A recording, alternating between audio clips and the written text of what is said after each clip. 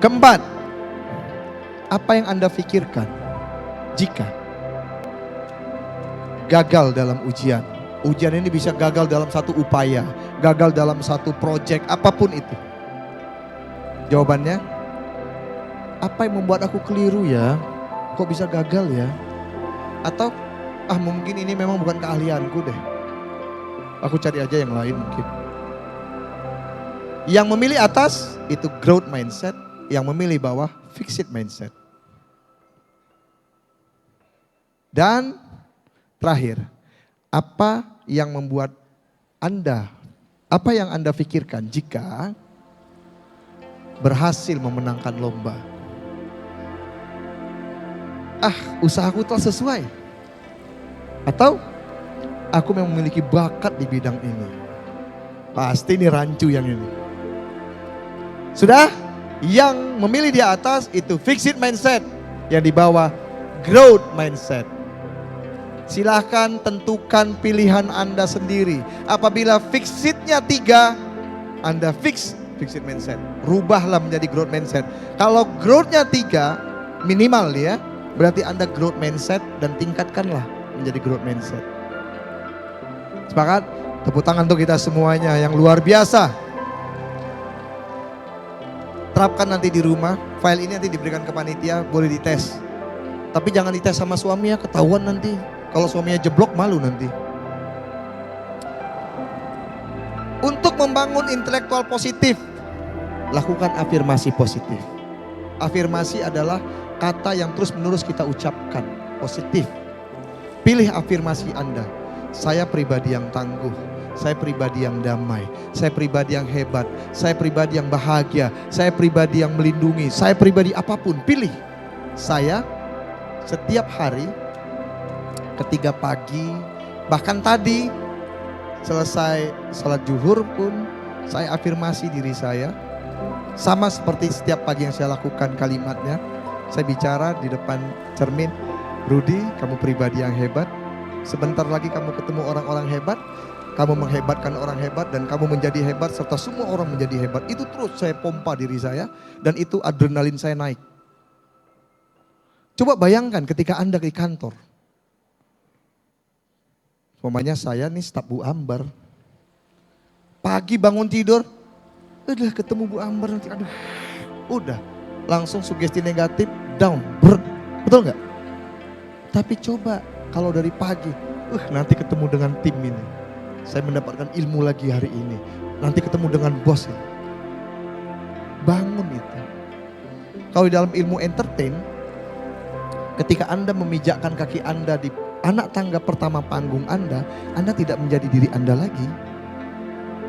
Walaupun di rumah berantem, tapi begitu saya naik panggung, halo selamat pagi semuanya, sehat. Saya tinggalkan itu semuanya. Karena saya tidak ingin emosi saya dikendalikan oleh masa lalu saya. Afirmasi positif. Sekarang katakan pada diri Anda sesuai dengan afirmasi Anda.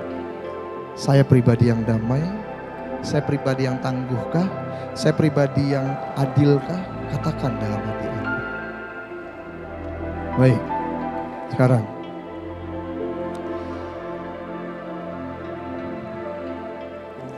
bagaimana menanamkannya semua itu agar masuk ke dalam diri kita.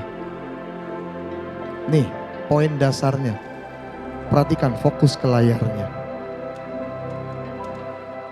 Ada yang disebut dengan pesan, sugesti. Kalau di TV, dengarkan sugesti saya. Betul? Pernah dengar itu? Apa itu sugesti? Sugesti adalah sugesti pesan. Nah, di dalam pesan ini begitu masuk di kepala kita, maka membentuk pola pikir kita. Nanti akan saya jelaskan, saya gambarkan dulu. Nah, begitu pola pikir kita terbentuk, maka yang muncul adalah persepsi.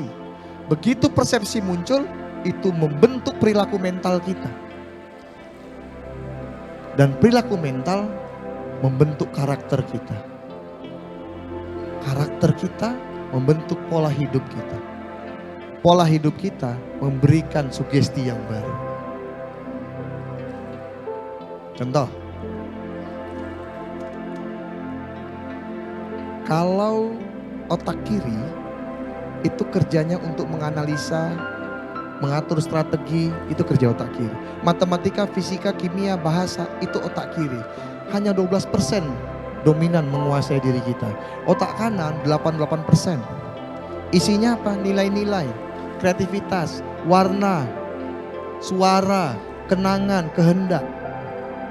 Namun, file yang ada di otak kanan itu tidak disaring, tidak dipilih, tidak dipilah, dia numpuk jadi satu. Makanya menurut si A baik, menurut si B belum tentu baik, betul nggak? Menurut si C cantik, belum tentu menurut si D cantik, karena nilainya berbeda. Dan pertama sekali berpikir, yang muncul adalah gambar, baru kalimatnya. Ini perlu diketahui, camkan ini. Yang pertama sekali muncul adalah gambar. Karena di otak kanan kita tersimpan gambar, jadi ketika nanti Anda memikirkan sesuatu, yang muncul gambar. Contoh, kalau saya katakan kursi, maka yang muncul di kepala ibu semuanya adalah kursi. Terserah warnanya hijau, coklat, hitam, merah, terserah. Betul? Kalau saya katakan kucing, maka yang muncul adalah gambar kucing. Terserah warnanya apapun itu. Tapi sayangnya, otak kanan tidak bisa membedakan mana yang benar, mana yang salah. Semua informasi itu dia simpan. Sekarang dengarkan cerita saya. Ada seekor kucing.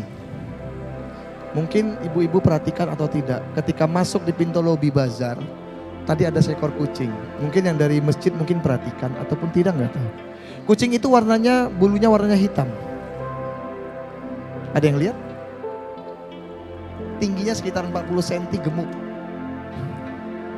Ada yang lihat? Tapi dia duduk di depan selasar itu. Menariknya, ketika kita dekati kucing itu, sebenarnya di tengah kepalanya ada tanduk sepanjang 2 ruas jari tangan. Saya ulang ceritanya. Ada seekor kucing di depan lobi pintu masuk selasar itu. Tingginya sekitar 40 cm, warnanya hitam, dan dia duduk di dekat pintu masuk. Kalau diperhatikan, kalau kita dekati, sebenarnya di tengah kepalanya ada tanduk sepanjang 2 ruas jari. Ada yang lihat kucing itu? Oke, yang di selasar tidak lihat. Tapi adakah yang pernah melihat kucing yang bertanduk? Ada? Tidak ada. Tapi jujur, gambarnya di kepala Anda betul? Lihat, kalau saya cerita lagi, besok saya bilang dengan Bu Ambar, Bu, kucingnya ada nggak situ? Kayaknya belum ada Pak Rudi. Besok siang, nanti siang mungkin ada. Padahal kucing itu nggak pernah ada. Tapi hoax itu hidup apabila terus menerus dibicarakan. Contoh, Bu Ambar dengan Bu Yuni berteman, sangat akrab. Saya kenal Bu Ambar, tapi saya gak kenal Bu Yuni. Dengarkan ya ilustrasinya. Saya kenal Bu Ambar, tapi gak kenal Bu Yuni. Dan saya tahu Bu Yuni seorang pebisnis yang sukses, maka saya ingin kenalan dengan Bu Yuni. Karena saya ingin berbisnis. Saya bilang dengan Bu Ambar, Bu Ambar, kenalin saya dong dengan Bu Yuni, saya mau berbisnis. Saat itu saya tidak tahu Bu Ambar dengan Bu Yuni sedang bertengkar. Sedang konflik besar. Apa yang dikatakan Bu Ambar? Jangan Pak Rudi. Bu Yuni penipu, Bu Yuni jahat, nanti Pak Rudi rugi. Ada berapa pesan dikirim Bu Ambar ke saya? 3. Pesannya negatif, betul? Maka pola pikir saya pun berubah. Oh ternyata Bu Yuni jahat. Oh, tadinya kan gak punya data kan? Satu waktu itu menjadi persepsi bagi saya. Oh ternyata Bu Yuni orangnya jahat. Jangan saya kenal, nanti saya rugi. Itu persepsi. Satu waktu saya ketemu Bu Yuni. Jaraknya 10 meter. Apa yang muncul dalam pikiran saya? Ini toh yang jahat itu. Betul? Maka saya proteksi diri saya. Perilaku mental saya pun berubah. Yang tadinya, halo Bu Yuni, ini enggak. Berubah ekspresi saya. Kenapa? Karena sudah ada sugesti yang negatif masuk dalam diri saya. Maka perilaku mental saya berubah. Dan karakter saya berubah. Ketika anak saya bawa cewek ke depan saya, Pak ini pacar saya. Siapa namanya? Yuni. Ini jahat nih anaknya. Betul? Sudah muncul, karakternya menjadi berubah. Dan pola hidup berubah. Maka saya bilang sama istri saya, nanti kalau anak kita perempuan jangan kasih nama Yuni ya.